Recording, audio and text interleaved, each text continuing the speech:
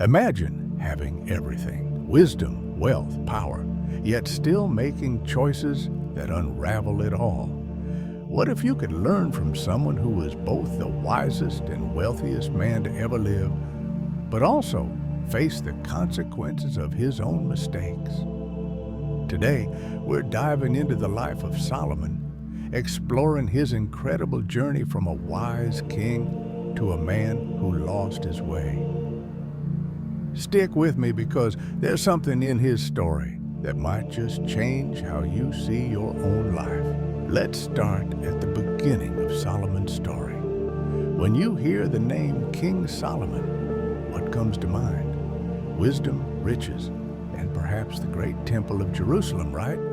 But what many forget is how his story began. Not as a ruler with everything at his fingertips, but as a young man unsure of his future. Solomon was the son of King David, the man after God's own heart.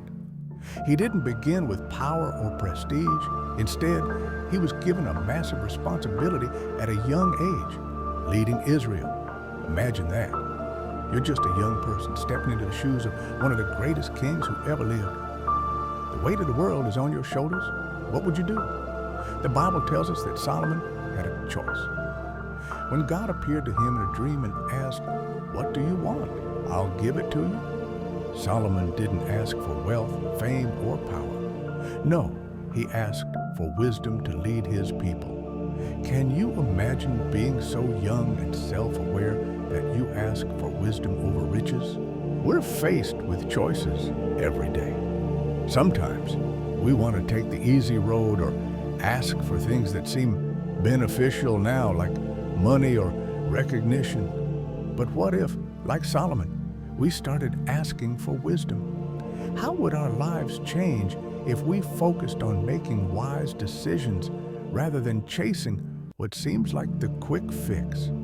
James 1:5 tells us, "If any of you lacks wisdom, you should ask God, who gives generously to all without finding fault." Have you ever considered asking God for wisdom when faced with a tough decision? What's one area of your life where you could use more wisdom? Drop it in the comments below.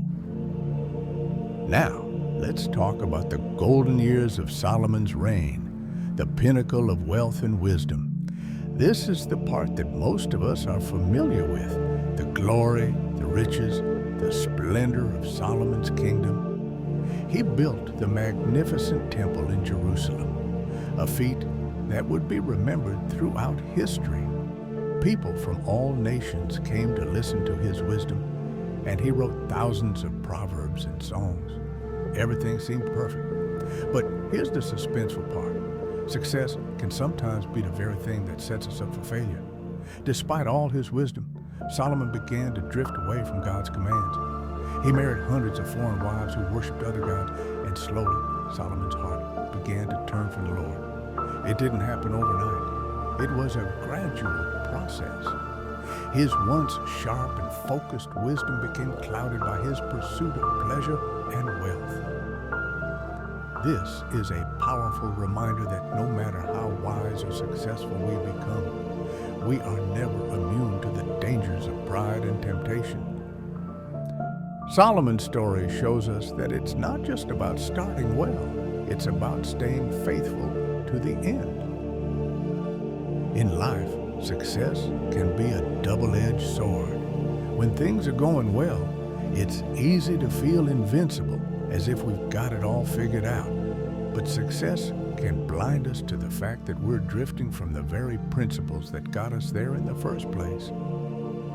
In 1 Corinthians 10:12, we're warned, "If you think you're standing firm, be careful that you don't fall." How can we stay grounded when success comes knocking? One of the biggest lessons from Solomon's life is that staying connected to God is critical, especially when things are going well. Are there areas of your life where success has made you drift a little from God's will? Earlier, I promised we'd uncover a life-changing lesson from Solomon's journey. We're getting there. But first, we need to understand how the mighty can fall and what we can do to prevent it in our own lives. Despite all his wisdom, Solomon couldn't escape the consequences of his poor choices. His heart had turned away from God, and as a result, his kingdom began to crumble. The Bible tells us in 1 Kings 11 that God became angry with Solomon because his heart had turned away to other gods. God told him that the kingdom would be torn away from him and given to one of his servants. All of Solomon's wisdom and wealth couldn't save him from the consequences of turning his back on God. Here's where it hits home. Even the wisest person on earth is not immune to the consequences of their choices. Wisdom isn't enough if we don't follow it up with obedience and humility. Solomon's story shows us that true success comes not from what we achieve, but from staying close to God throughout our lives.